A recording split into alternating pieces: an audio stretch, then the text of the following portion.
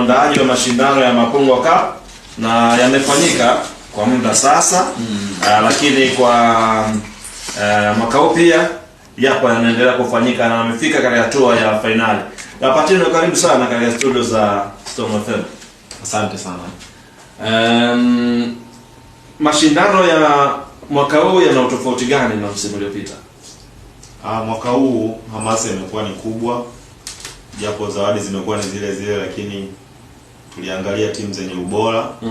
Kwa ushindani umekuwa mkubwa sana ukilinganisha na mwaka jana. Okay. Kwa hiyo idadi ya timu ni zile zile.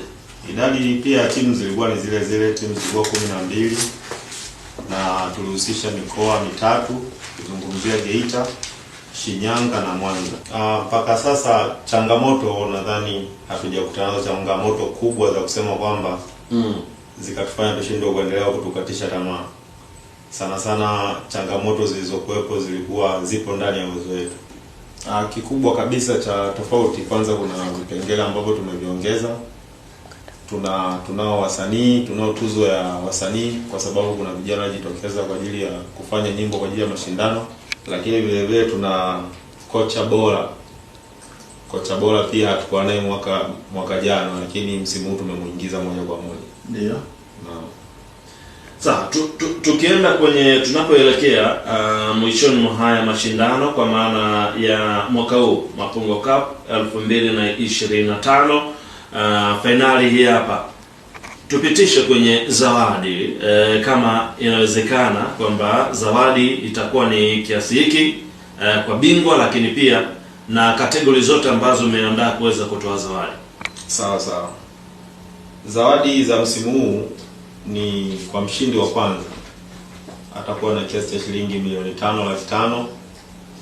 Lakini kabla kwanza sijaendelea, mashindano yetu haya yana gharama kiasi cha shilingi milioni 10. Ndio. Kwa hiyo kwa mgawanyiko ufuatao ambao nitausema hapa. Mshindi wa kwanza atakuwa na kiasi cha shilingi milioni 5,500,000, lakini mshindi wa pili atakuwa na kiasi cha shilingi milioni 3,500,000. Kwa ukijumlisha hapo unakuwa na kiasi cha shilingi milioni 9. Milioni 1 iliyobaki kuna zawadi ambazo naweza kusema zawadi binafsi, ambazo tuna mchezaji bora, golikipa bora na mfungaji bora na timu yenye nidhamu. Hao wote watapokea kiasi cha shilingi 200,000. Lakini tunaye mchezaji chipukizi na kocha bora watapokea kiasi cha shilingi 100,000 kwa kila mmoja. Kwa hiyo inakuwa ni milioni 1, na ukijumlisha kiasi hicho unapata thamani ya shilingi milioni 10.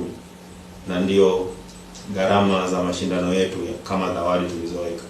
Patino, kuna kitu labda ujaribu kutueleza sasa kwamba tarehe 22 mchezo finali, na ni maandalizi yamekamilika kwa kiasi gani kuelekea mchezo wa finali, lakini pia kwa ujumla tutakuwa na surprise zipi kwenye hiyo siku ya finali? Maandalizi kwanza kwa ujumla, lakini pia kitu gani mashabiki watarajie kukipata siku ya finali ambao watafika uwanjani kushuhudia mchezo wa finali?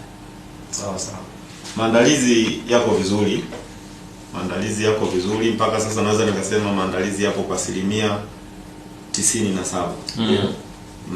Na ukiongelea kwamba yani surprises zitakazokuwepo siku yenyewe, nafikiri kwamba ni full package.